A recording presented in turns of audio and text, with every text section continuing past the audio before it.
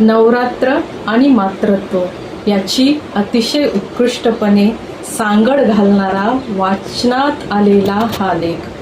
9 दिवसाचा नवरात्रोत्सव हा स्त्रीच्या 9 महिन्याच्या गर्भार अवस्थेचा सन्मान असून 10व्या दिवशी साजरा होणारा दसरा म्हणजे नवजात बाळाचं आईच्या गर्भाशयातून जगात होणाऱ्या सीमोल्लंघनाचं प्रतीक आहे. 9 महिन्याचं गर्भारपण संपून बाळाचा होणारा जन्म हा मातेच्या उदरातून तरारून येणाऱ्या पिकापेक्षाही वेगळा नाही.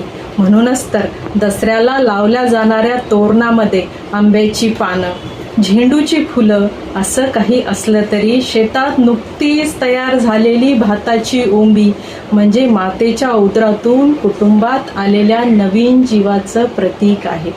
नवरात्रातल्या प्रत्येक माळेचं वैशिष्ट्य वेगवेगळं असलं तरी 8व्या माळेला म्हणजे अष्टमीला विशेष महत्त्व आहे. असं का याचा विचार करताना ज्येष्ठ स्त्रिया 8व्या महिन्यांतील बाळंतपण कठीण असं म्हणायच्या.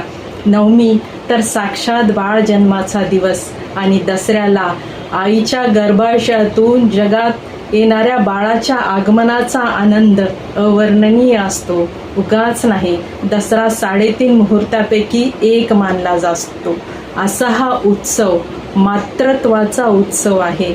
या देवी सर्वभूतेषु मातृरूपेण संस्थिता नमस्तस्ये नमस्तस्ये नमस्तस्ये नमो नमः असं म्हणून सर्व चराचर व्यापून राहिलेल्या स्त्रीच्या सृजनशीलतेला आपल्या संस्कृतीने मातृरूपामध्ये गौरवलेला आहे.